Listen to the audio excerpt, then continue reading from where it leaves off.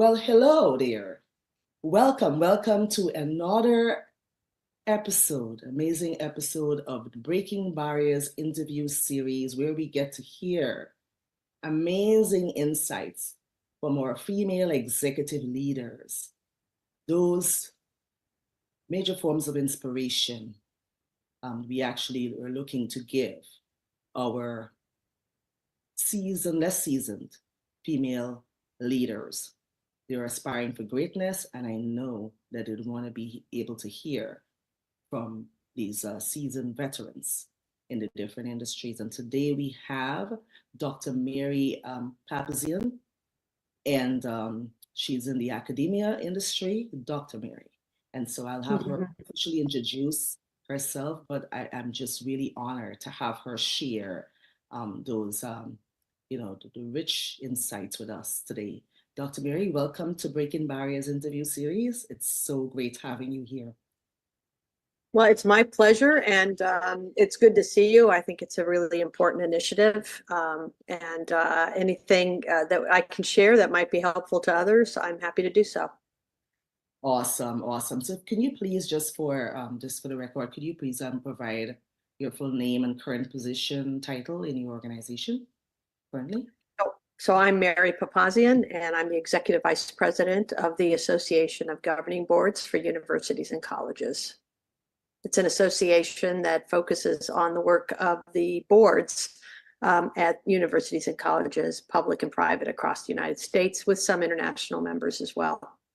Oh, wow, that is a huge responsibility. Thank you for taking the time. So how long have you been working in that position?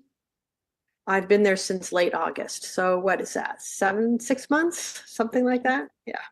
Yes, but I'm sure you've had leadership positions leading up to that, right? Which is yeah, I've been in a senior leadership position for about 20 years. I was a dean of a college at a university, College of Humanities and Social Sciences. I was a provost and senior vice president at another university in the City University of New York in the Bronx, Lehman College. And then I was president of Southern Connecticut State University and also president of San Jose State University in Silicon Valley.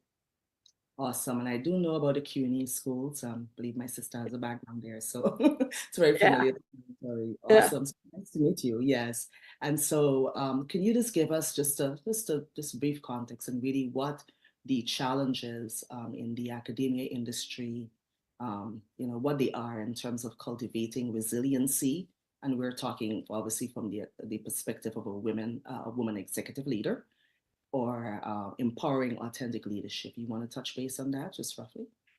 Yeah, and it may not be all that different from executive leadership in the business sectors as well. I think women are often brought into roles with the expectation, certainly their own expectation, that they have to be qualified in all areas. So there's a little bit more strain even when they're hired.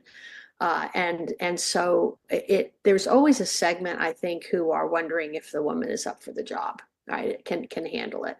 I think I've seen and had experience with men who themselves might feel insecure and are threatened by strong women leaders. So there's always this delicate balance you play between, if you will, your femininity and your role as a leader.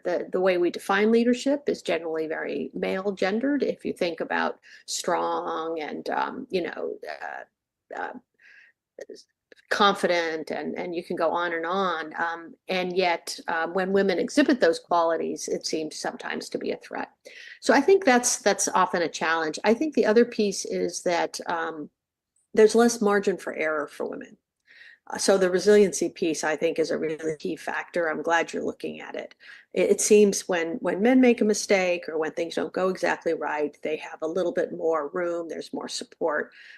When women are perceived to have, perhaps not made the right decision or be subject to criticism by others, there doesn't seem to be quite as much room for that. So I do think there's a difference.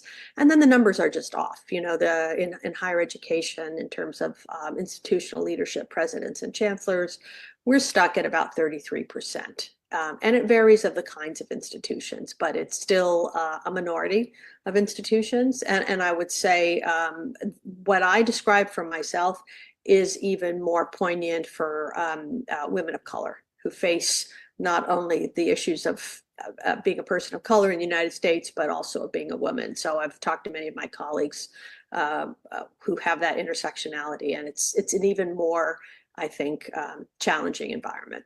Yeah. So I'm just going to follow up by asking, so why do you really think that we're not given as female leaders grace as, opposed to our male peers?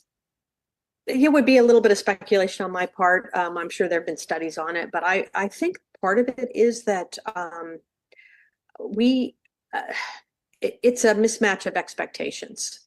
And so people just, it's assumptions that I think people bring to the table sometimes.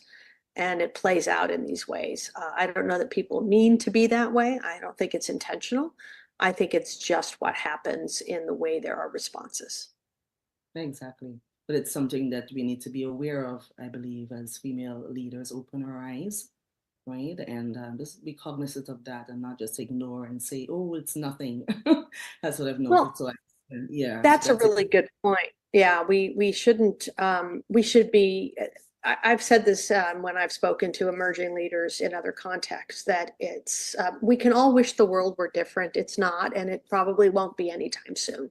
So we should be cognizant of what the challenges are, the unique challenges are, and then what we should do is develop strategies that work to address it. And if we can anticipate things, if we can address them, if we can sometimes bring them to light in as they're going, so that there's no surprises, then I think we can be more successful. And many have been. I mean, we've had quite a number of very successful women in these roles who have learned that. And so I think we should be with our eyes open, not be naive about it, but be pragmatic. I think pragmatism can be sometimes a very good quality here. I like how you phrase that. And that's exactly why we're here, to gather all the insights so we can develop strategies to be able to hand and, deliver to those upcoming and aspiring female executive leaders. And I just, before I go on, I just want to say this one thing. I'm a visionary leader, but I'm also very strategic. So I wrote a book on purpose strategies for living and leading, just because of the talent marginalization that I have faced in the high-tech sector, just to encourage others. The transformation kit that it starts with the mind, it's a mindset. You talk about confidence, that's where it starts. So just detailing that process and just focusing on the things that are ignored, it's absolutely essential at this particular time. So that's why we're glad that we have such amazing high level of experience leaders like yourself seeding into this conversation, so that we can actually take action